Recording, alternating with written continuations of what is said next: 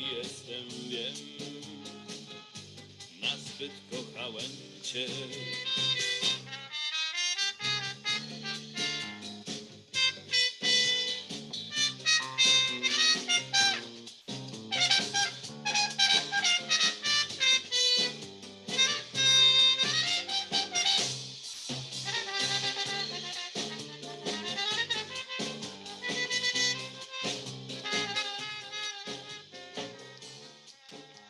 All right. Welcome everyone tonight to our presentation, our Poland Part 1 presentation. We were just listening to our presenter, Menachem Mirski and the Klezmaholics. Menachem, how do you pronounce the title of the song? I'm going to unmute you. Yes, it's a Yiddish song. It's an old Yiddish song. Ich hab dich zu viel lieb. And what does that mean? I loved you way too much. Gotcha. I translated this song into Polish and English as well. So, gotcha. This version has only Polish and Yiddish. Well, it has a lovely sound, and you can certainly, after this, follow Menachem and hear more of his sounds. We'll give you that information later, but I love it. It's great. So I'm going to go ahead and jump in and introduce our presenter. Many of you may already recognize him, see him around the TVA community. Menachem Mirski is a philosopher, musician, and rabbinical student. He earned his PhD in philosophy. His dissertation topic, God's Pendulum of History, Closeness and Remoteness of God's Image in Post-Holocaust Jewish Thought, concerned Jewish theological responses to the Holocaust. Menachem is a student at the Ziegler School of Rabbinic Studies and is moving to Jerusalem next week to complete his 5th year. During his talk today, he will tell you a bit about the Masorti Centrum Kitov in Warsaw, the first conservative Jewish community in Poland, where he is a rabbinic intern in cancer. As an accomplished musician who has been active on Polish klezmer jazz rock scene, awesome, since 2006, he has played twice at the Jewish Culture Festival in Krakow in 2017 and 2018, and is active in the music scene here in LA as well. It is my pleasure to introduce you to Menachem Mirski. Thank you, Leah. It's a pleasure to talk to you tonight. I'm going to talk a little bit about, as Leah mentioned, about the current development of our community in Poland, our Masorti, our conservative Jewish community in Poland. But I'm also going to talk about history and some interesting facts about history of 2 towns, my hometowns. I was living in Przemyśl, which is a town in southeastern Poland. It was Eastern Galicia, and Lublin. Probably more of you, or most of you, or everybody knows this place. It was a town, it was a little bit different town in northern Galicia. So, okay, let me start. I'm gonna share my screen because I have some pictures.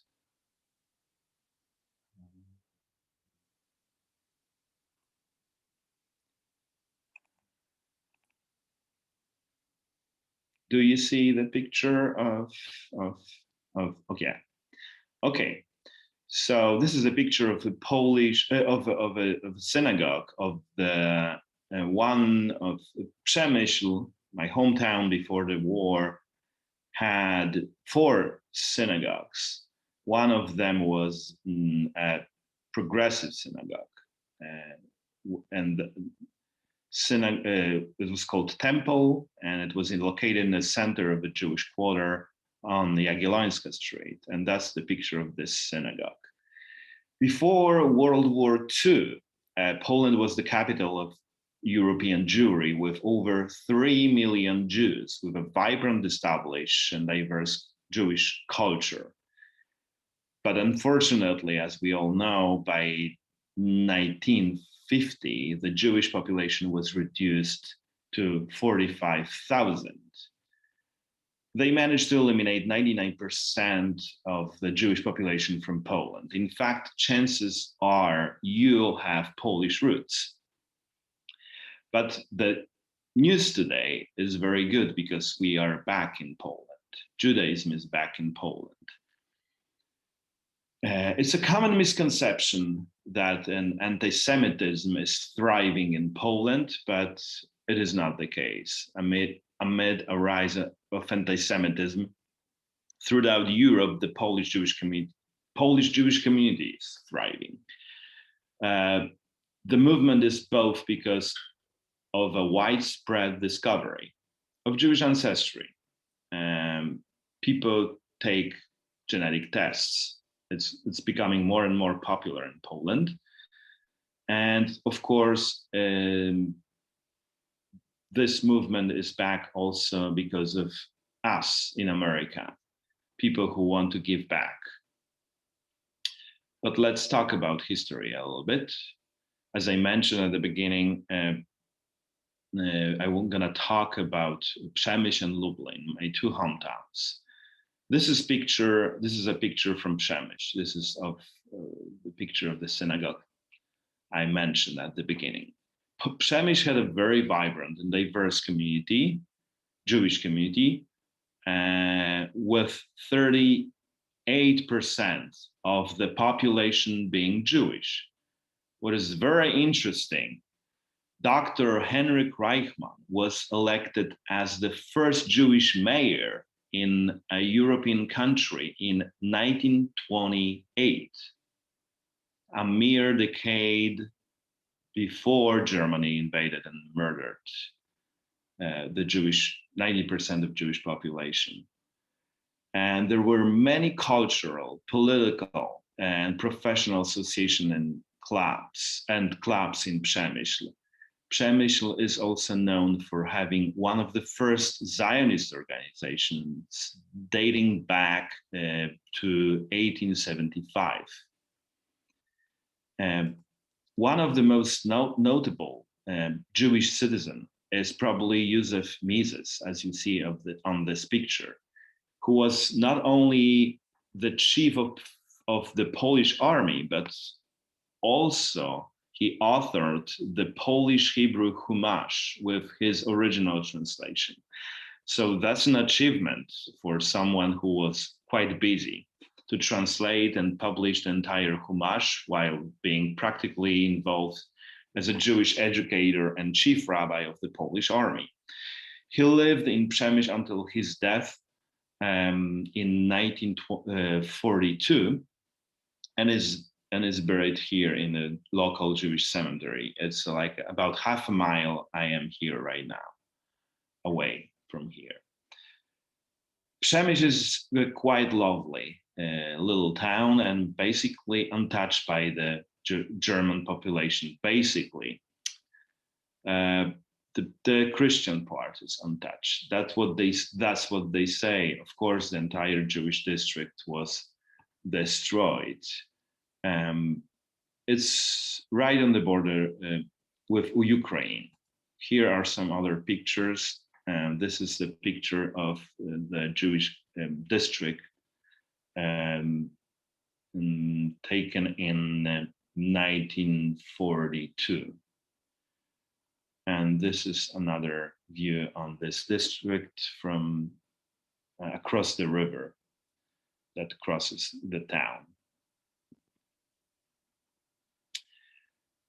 So while you've definitely heard about Lublin, which is the town where Isaac Bashevis Singer, for example, was born, who wrote his famous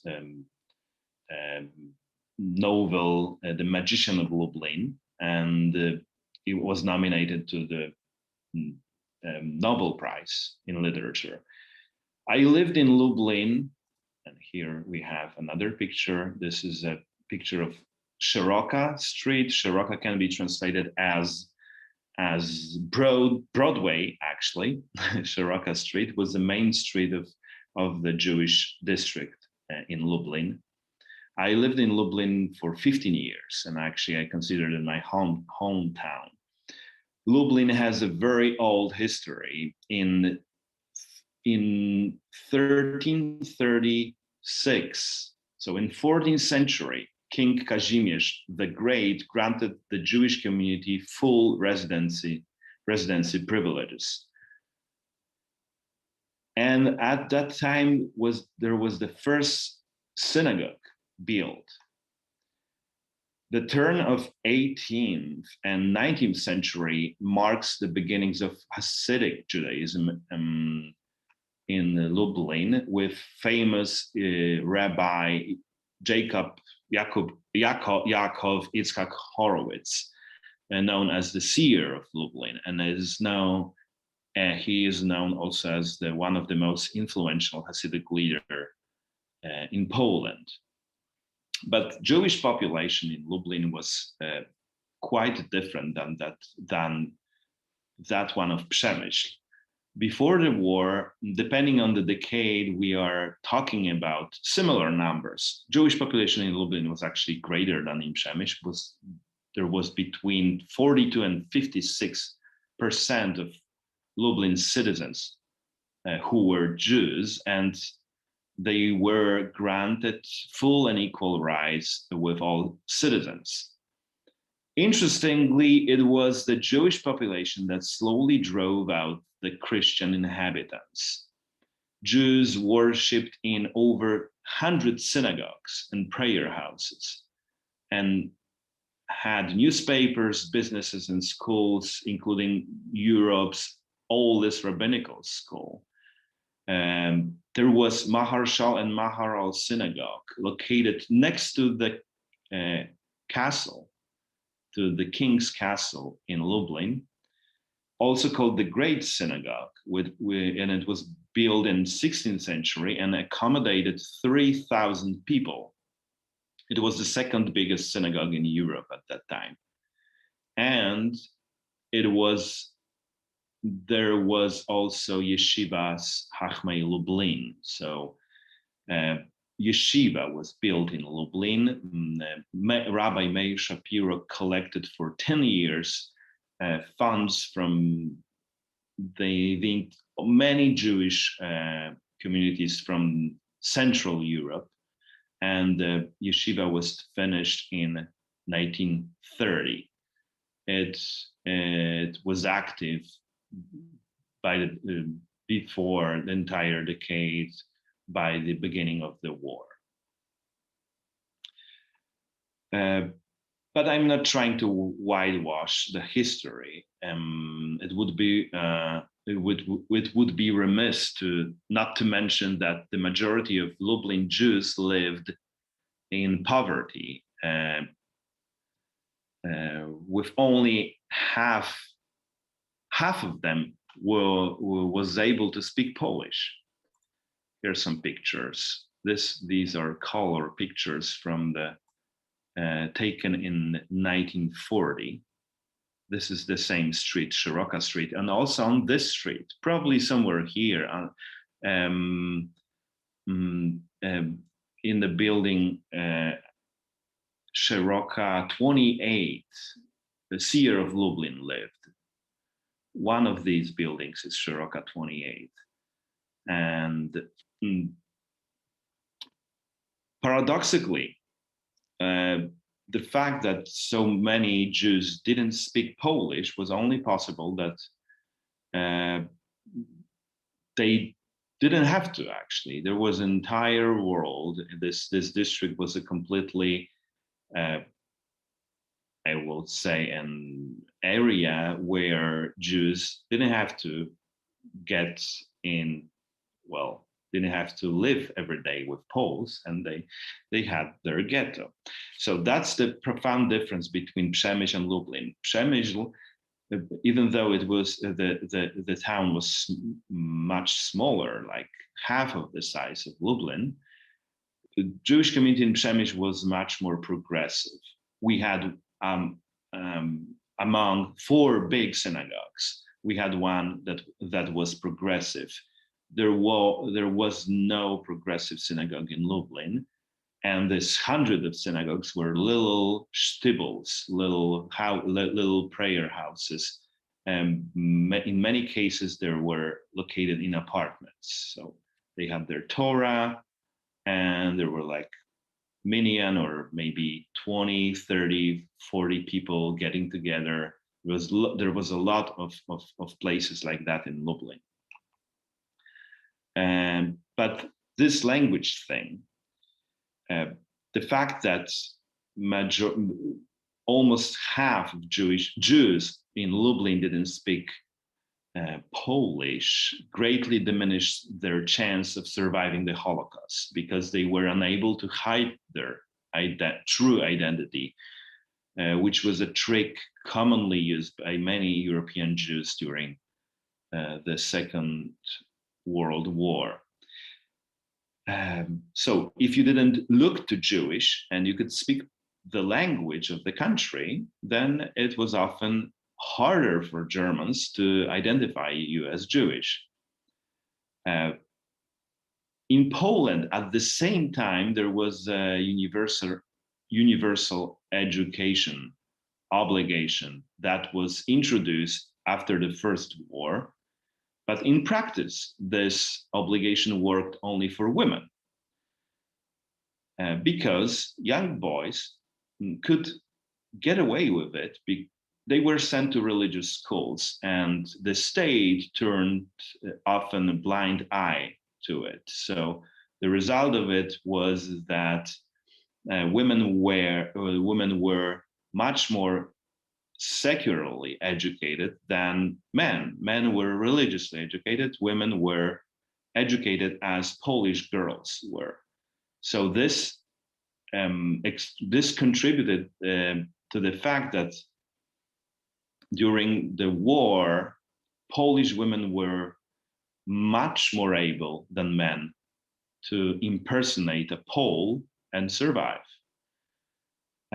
Similar thing we can actually find still today in some Haredi communities, where women are, because their religious education is, they're like kind of suppressed in this, so they get more educated secularly.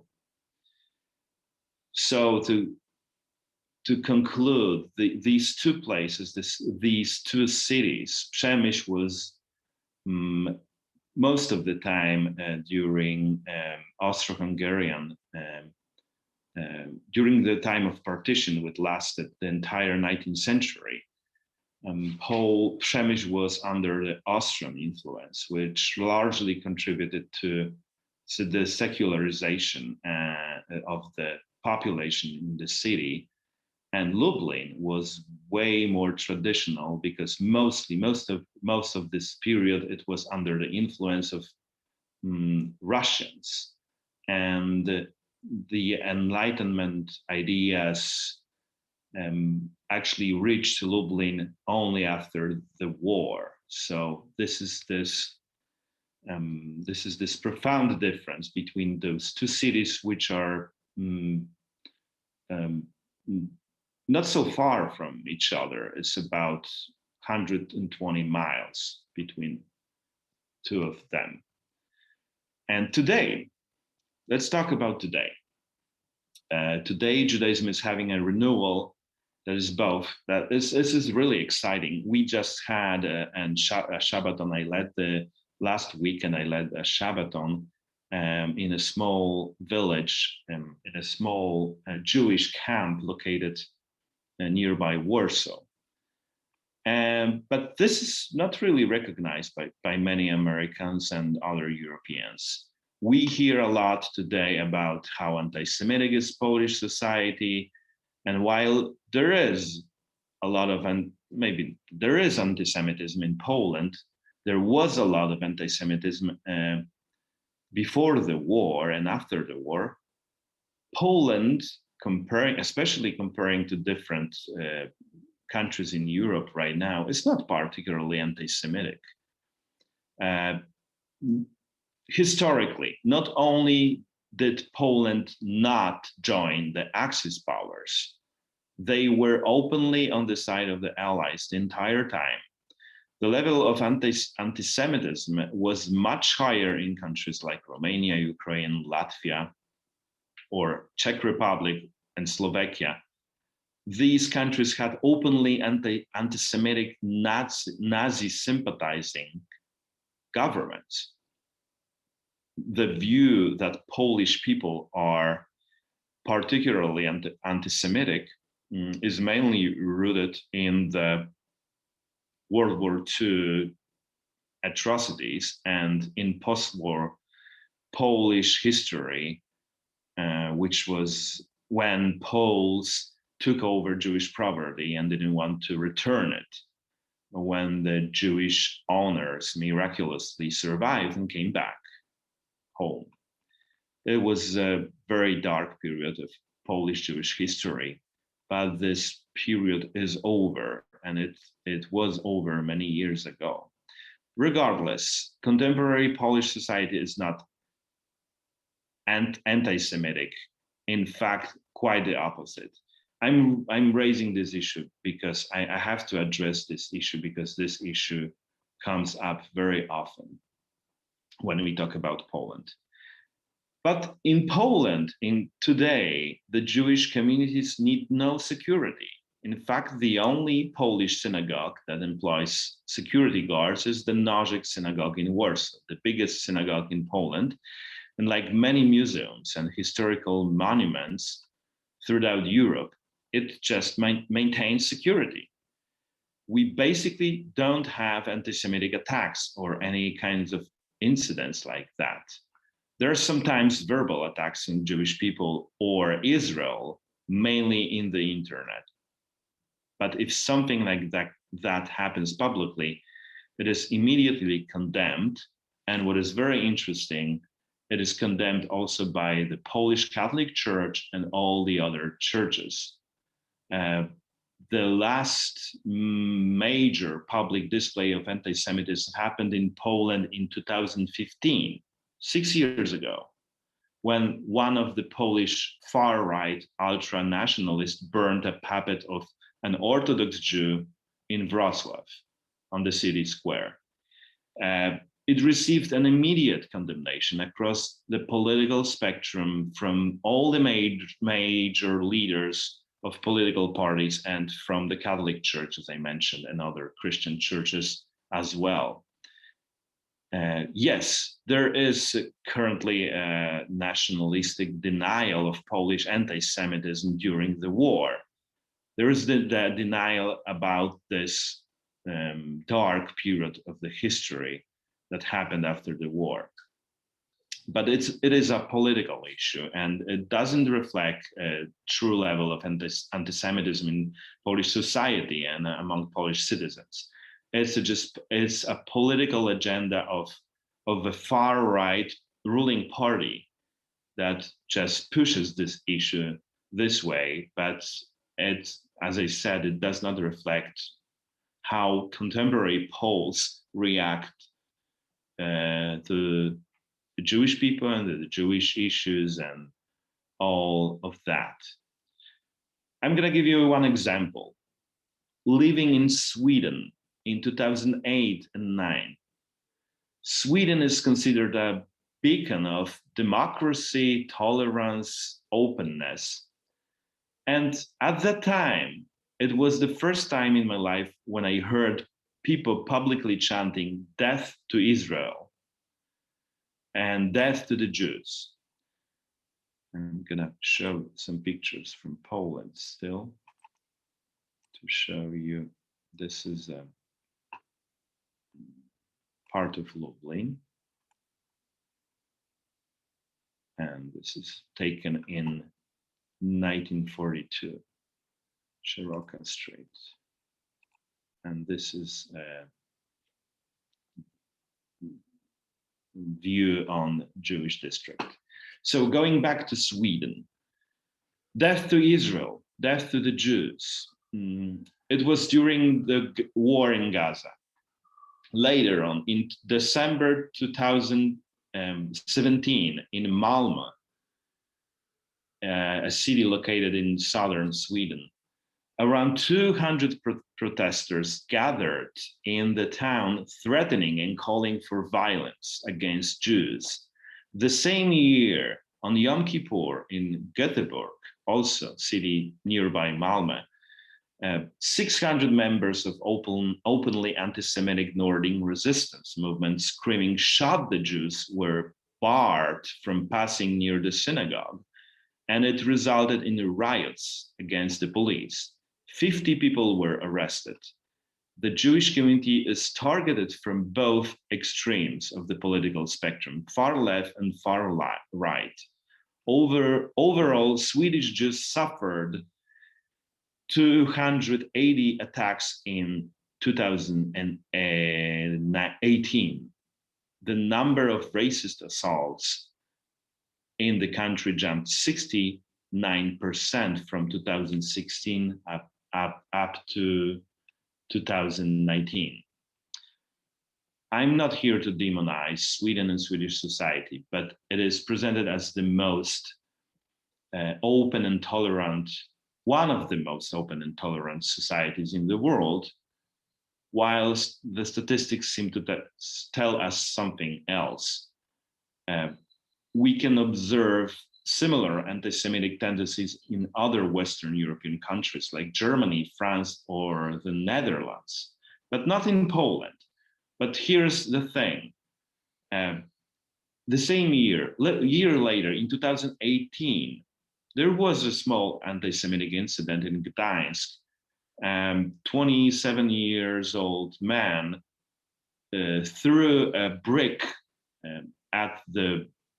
and broke a glass in a synagogue in Gdańsk on Yom Kippur. A year after Yom Kippur I was talking about in Göteborg, where 600 people marched and screamed "Shot the Jews."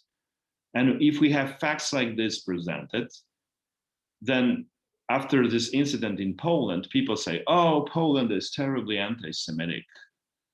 It's never going to recover from this insanity," right? And after media tell us about what is going on in Sweden, then usually people conclude that Sweden is going through crisis or stuff like that. No one would ever said that in the West that Sweden is an anti-Semitic society. I'm not saying it is.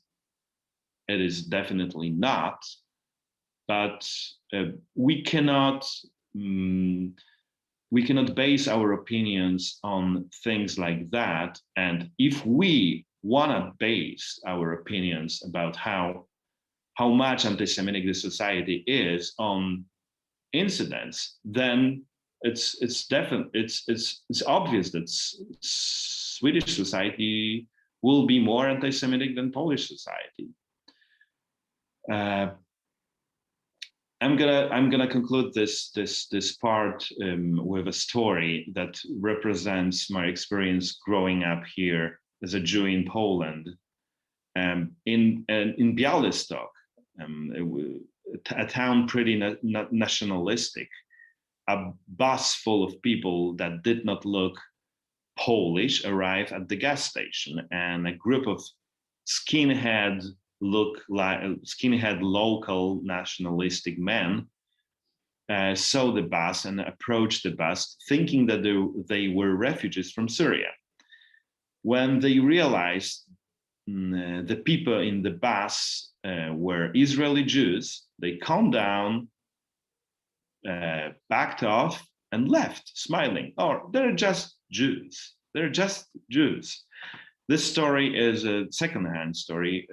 I heard it from a friend, but it's absolutely credible from my experience. But let's put aside anti-Semitism. I want to talk about Judaism in Poland right now.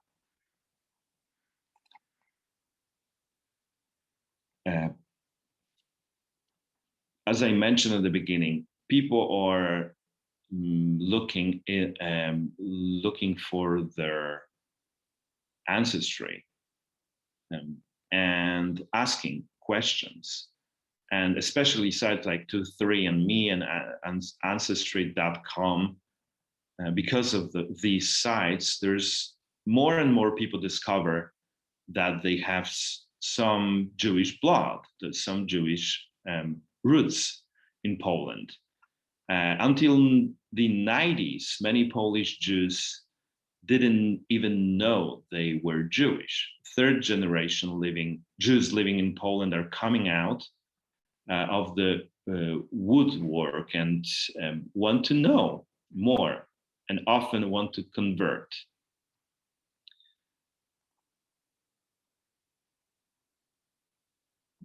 These are pictures from our Shabbaton. This is my lecture. These pictures were taken illegally because it was Shabbat. Someone took it, halachically illegally, but I decided to because that's something I can show you. In Poland, there are cultural festivals like the one in Krakow I took part twice. It's been organized for last 20, 30 years already. And there's huge interest. There's lots of thousands of people come to this festival in Krakow every year.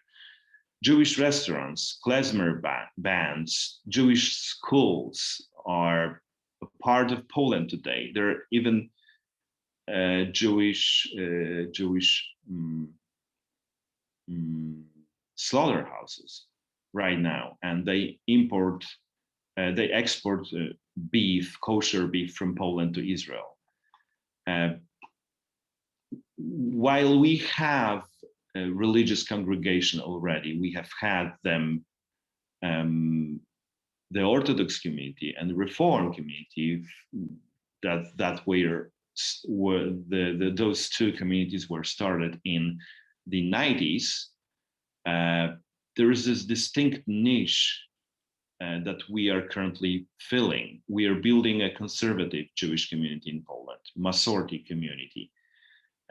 We are rebuilding. Our goal right now is to rebuild the entire spectrum of Jewish life. We are bringing back the former diversity I was talking about. I worked as a Chazan for a Reform community for 6 years, and what I noticed is that people show up for the Shabbat dinners, and in Reform community, unfortunately, there is often nothing more is given to those people. I mean, it depends on the rabbinic leadership, of course. But from my experience, I can tell that the Reform community does not keep people for a long time. People come to learn about Judaism, to join Shabbat Friday nights, to convert, and they treat it as a ticket to Israel. A lot of them made Aliyah, which is not a bad thing. But the problem with the Reform community is that it constantly is like waiting room, and people come and go. I believe that Reform Judaism is not sufficient for the spiritual needs and intellectual needs of Polish Jews. On the other hand, the Orthodox community is entirely too stringent. It's a huge, incredibly huge jump for Poles with Jewish roots that had no Jewish education to suddenly become Orthodox and to change completely their lifestyle. It is very difficult to be a practicing Orthodox Jew in Poland. And conservative Judaism is a perfect fit, I believe, into Polish society that is pretty traditional when it comes to religion. And the thing is that what is very interesting, our conservative community, which is about now 30 people, and there's still more joining us. We just had six people just went to Beit Din a month ago to Paris, and they joined our community as Jews. They finalized their conversion course, and we have 8 more this year. And our community is formed from these. We developed from the Reform community, but these are the people who stayed here, who have families here, and who just want to learn more about Judaism.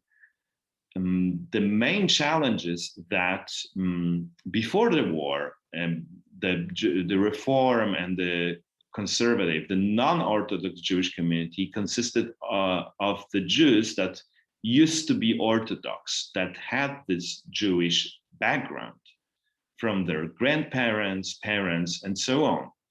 So they joined non-Orthodox. They built non-Orthodox communities in order to embrace the world, to go out of the ghetto.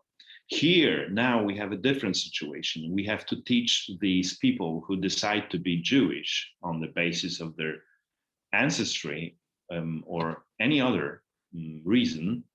We have to teach them proper Judaism. And we have to really make an effort. We have to teach them way more than actually, we have to teach them the amount of what Orthodox want to teach them, but at the same time, we are more lenient and we are more forgiving. So we are not stringent. We are way more open. And that's one of the reasons why I believe that's an absolutely great idea to build a conservative Jewish community in Poland. I've been working for Masorti Centrum Kitov in Warsaw since December 2020. And we started basically from the scratch because of pandemic. Pandemic also hit us here. 5-6 people were showing up for Shabbat. Currently, every Kabbalat Shabbat and Shacharit service we have every week, there is 15 up to 20 people showing up. And we have also our Torah study every Sunday. We have a Maharsha study. This is one of the most exciting things. I lead this Torah session, this Torah study, 2 hour. It lasts 2 hours. And every week we have at least 15 up to 20, 25 people talking, arguing, debating on weekly Parsha. It's really, really awesome. So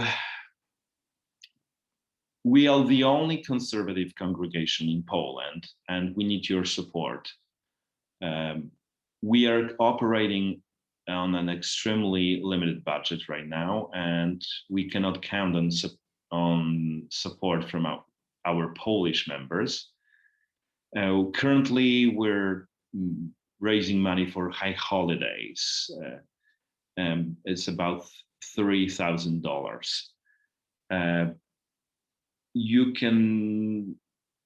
I would like to ask you, please consider helping us out. It's a very good use if you want to support Jewish life whenever now in the world. I think absolutely Warsaw in Poland and supporting our conservative Jewish community is a great choice. So I'm gonna give you, you can just go to my website, menachemmirski.com/Poland, or I will ask you also to subscribe to my website. I'm gonna put the link in chat here.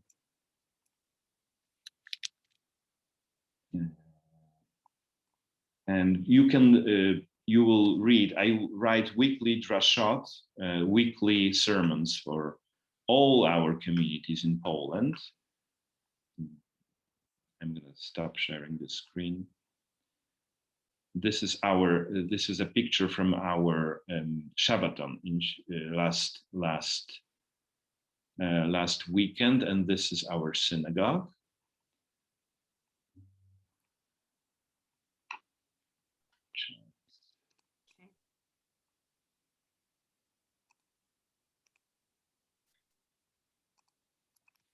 Here is my link. So please subscribe if you are. I hope you are interested. And this is my website. You can just type your email address on my website, and here is more information about what is happening in Poland right now. So thank you. I really wanted. I want to thank you for such a great attendance. So many people came. I really appreciate. So if you have any questions right now. So I'm going to go ahead and jump in real quick and ask a question. I'm going to open it up. First of all, thank you so much, Menachem. And the pictures you shared, I'm curious at point to find out how you came across all these images.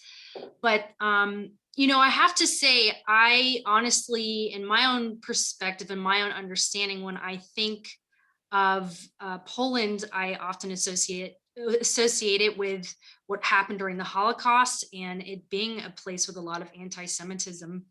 And it's interesting to hear that, you know, that that is a truth. And there is also the truth that there is a lot of Polish Jews there who are proud to be living in Poland and feel a connection and don't feel a sort of threat. And I'm curious, how do people, the people you've met in the community, sort of grapple with these two pieces of this sort of this very dark, heavy history, but also this lightness?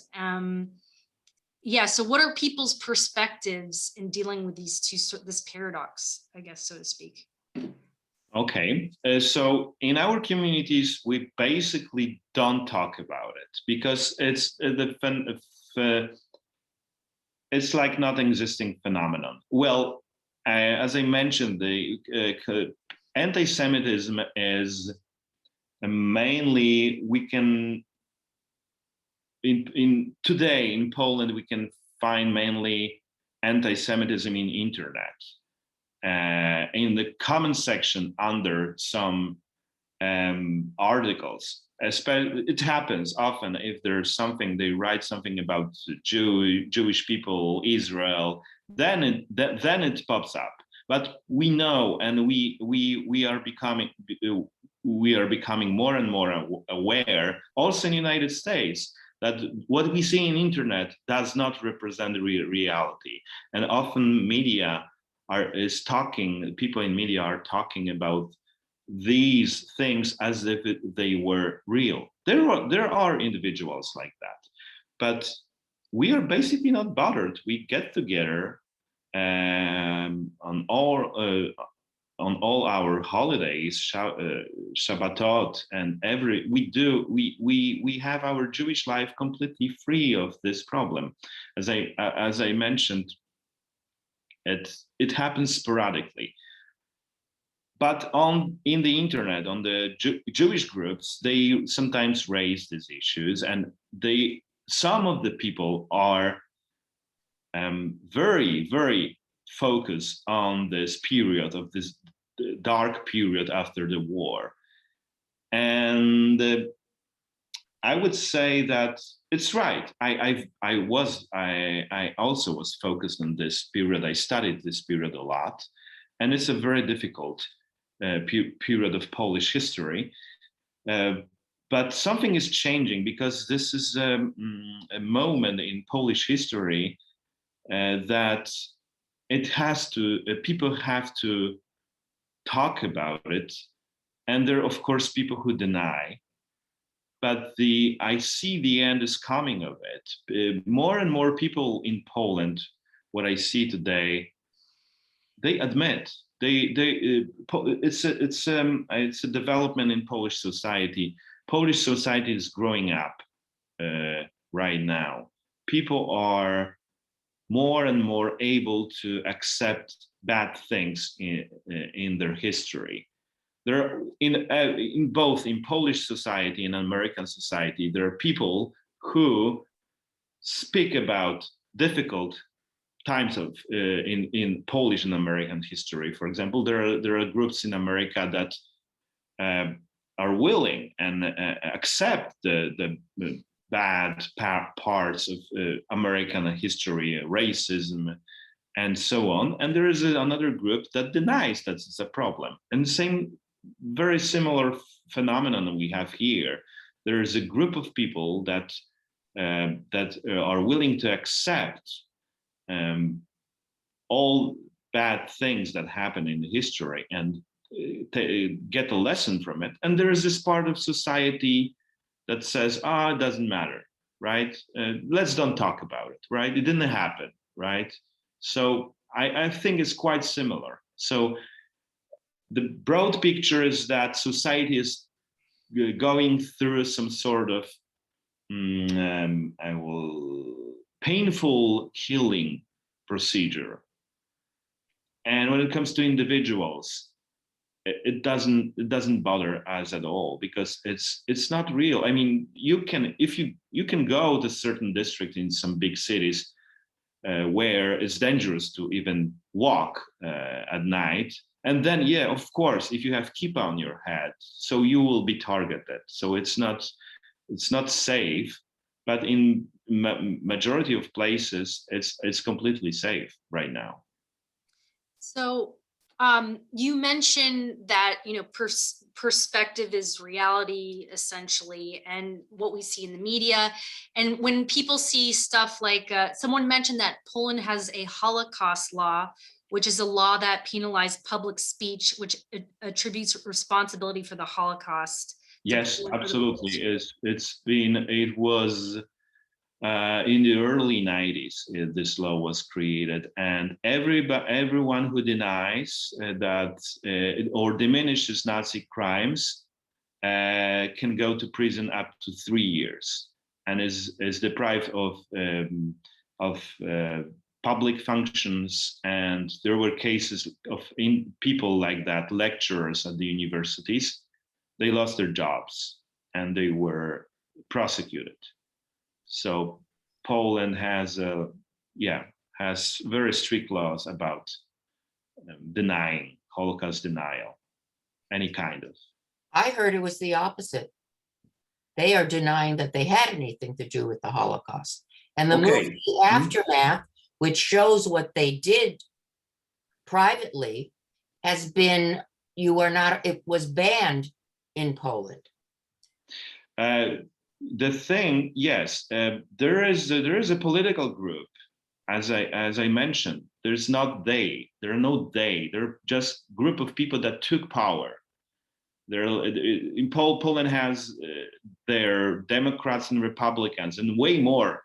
Not only two. There is lots of people, and the guys you're talking about, yes, they took power in 2015, and these people are denying that. They are not denying the Holocaust. They are denying involvement on Polish people in the Holocaust. That's a different story. They are not diminishing Nazi crimes.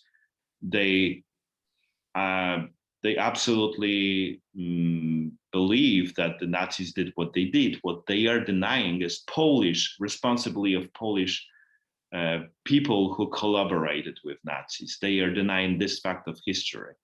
And do you believe that's true?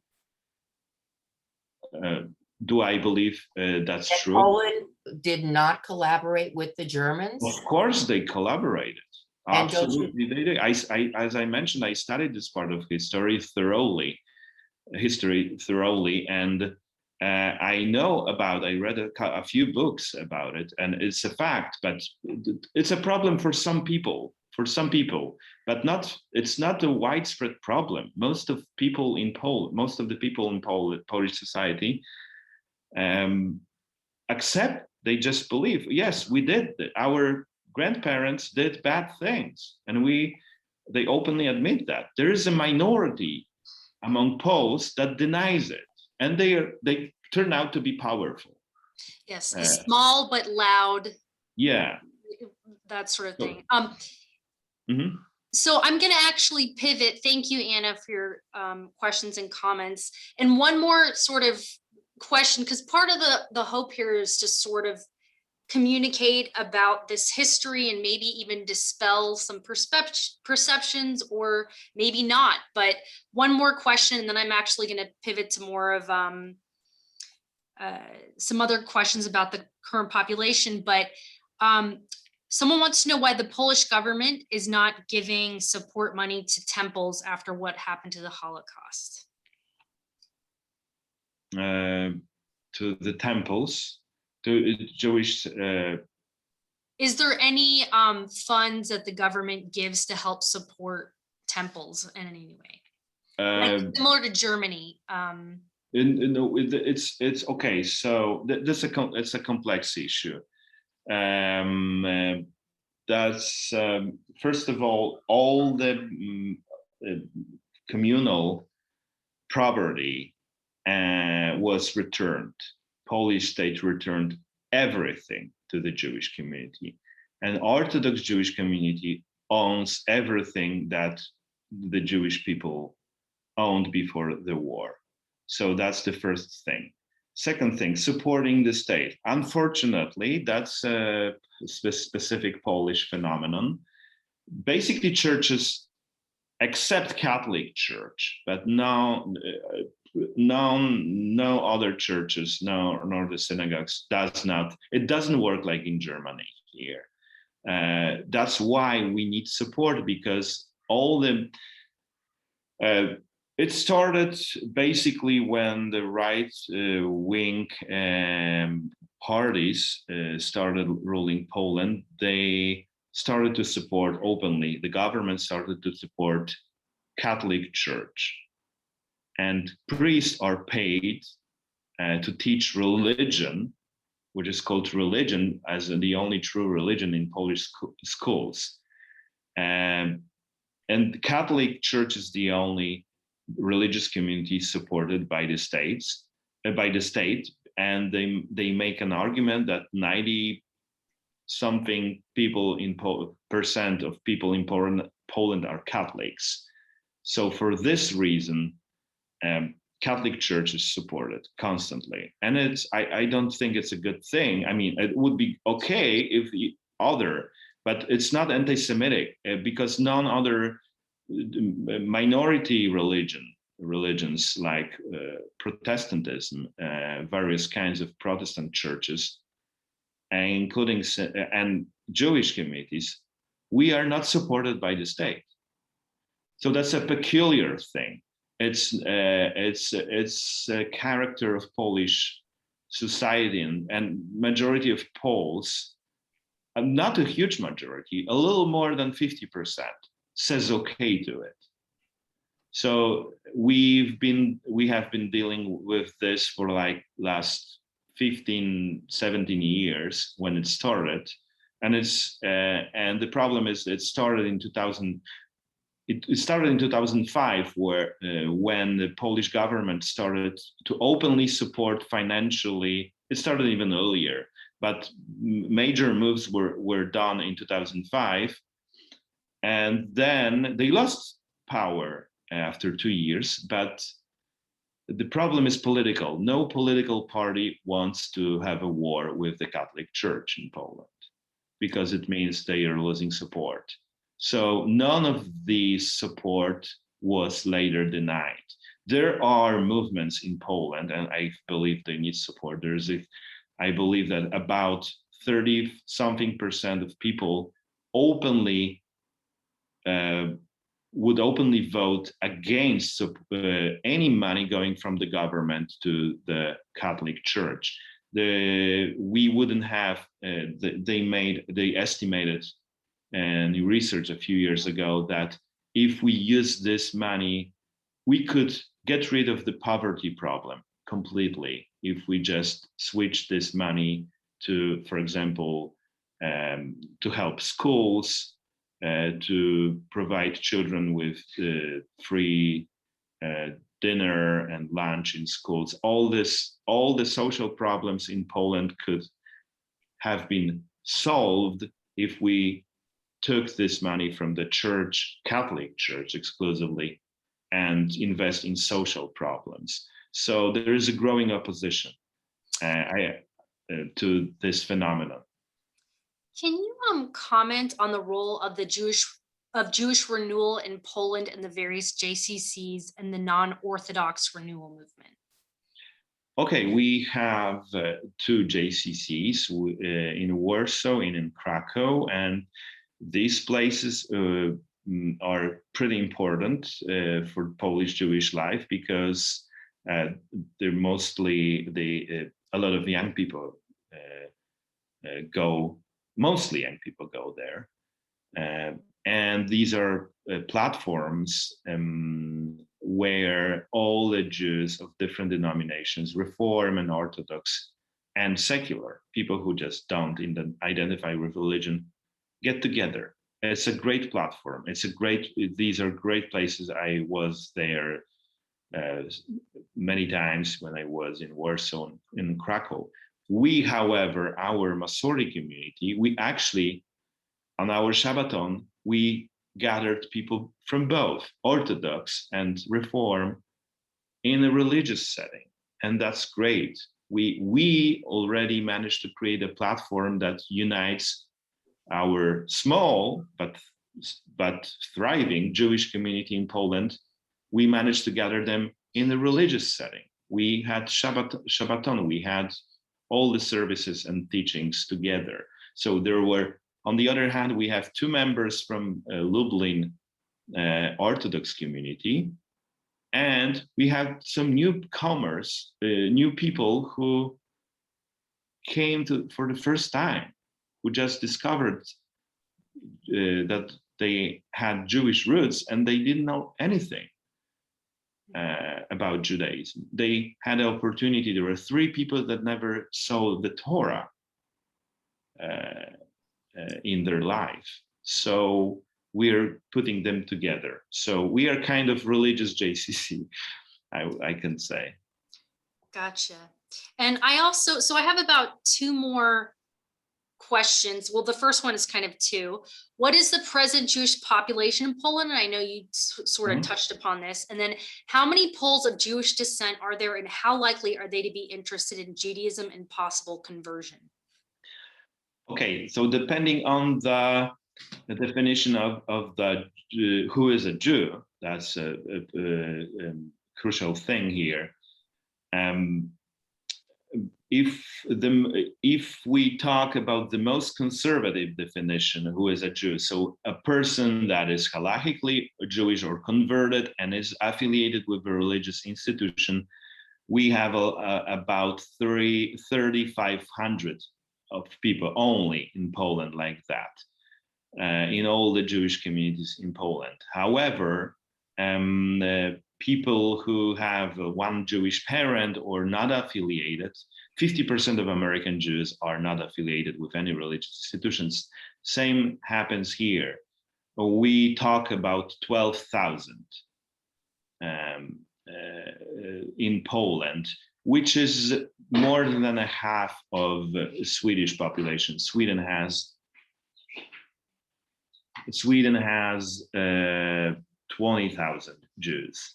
So, and they estimate that the Jewish population, the people that have some Jewish connection in their family, some Jewish roots, they estimate that between 60,000 up to 100,000 of people who are potentially Jewish. I met several people in my life who told me that they were Jewish and they were halachically Jewish. After I became involved in Jewish community and I came out as a Jew, they opened their hearts and they just came out before me as Jews. So this phenomenon still happens because of the communist times where people were afraid of the discrimination and didn't want to reveal that they were Jewish. This is still going on in Poland. Okay. So I wanted to spend the last question actually calling upon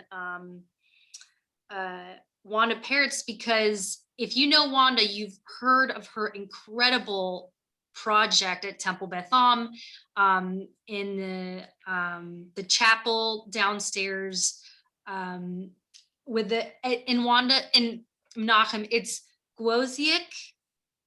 I'm sorry if I'm not pronouncing this. Gwóźdź. Yes, Synagogue, her beautiful project. And Wanda was mentioning that you have helped help her with the, you know, some of the music and the poetry. If you don't mind just sort of sharing a bit about your involvement in that project.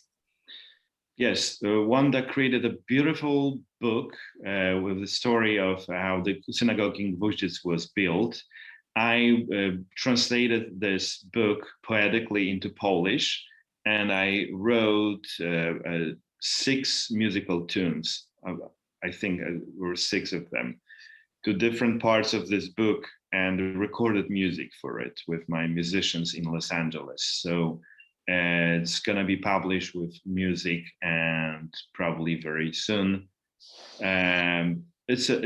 It's something really beautiful. That's, what can I say? I enjoyed it a lot, and I think it's a great gift for Polish Jewish community, for this book for children. It's amazing. Yes, and Wanda, just very quickly, in maybe one sentence, and I know this doesn't do it justice, is the premise of your story? It's following the two original artists, Israel and Isaac, and their crew of men, and they're getting the commission to the synagogue. You see them putting up the scaffold and bringing the water and painting, and the town supporting them.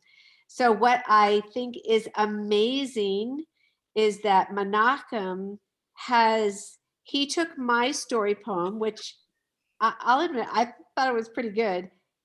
When he translated it into Polish prose, it took on another level of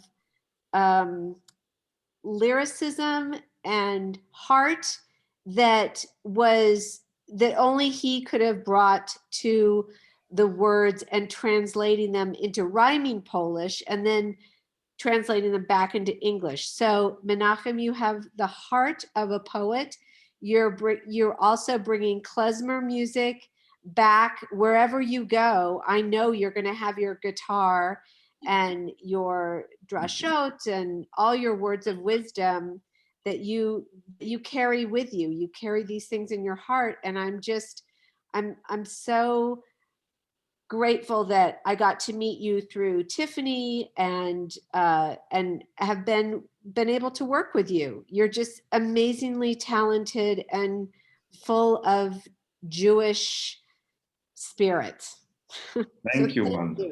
It was a pleasure. It is a pleasure for me. It's amazing to work with you. Yes, thank you so much, Menachem. And we're going to continue this conversation. And it's actually our Poland Part 2 journey is something we've never done before. We're actually doing a live walking tour of this city of Kazimierz. The JCC in Krakow is setting up a camera crew and walking us through. And also the program is going to be led, because I unfortunately will not be able to be there at that time, but Rabbi Michael Berenbaum is going to be the facilitator of the next program. So that one is on Monday, August 9th at 9 a.m. I don't know, some of you might not be able to make it. We will record it, but that's going to be a special treat. So, but thank you so much, Menachem, for tonight's presentation. I'll certainly send out the link for those who want to follow up. And I also just want to mention really quickly, make a pitch for tomorrow's presentation with Dr. Roy Kaplan as a part of the Historical Humanities series. It's the evolution of anti-Semitism and racism. So that's tomorrow with Dr. Roy Kaplan, July 20th at 7:30 p.m. Hopefully you can join us for that. But with that said, please do check out Menachem's music. It's quite lovely. And we'll pick up this important and sometimes complicated conversation back up on, as I mentioned, on August 9th at 9 a.m. with Rabbi Michael Berenbaum. So thank you so much. Thank you so much for coming, and thank you so much for any support. Thank you. All right. Bye. Have a good night, everybody. Have a good night. Bye.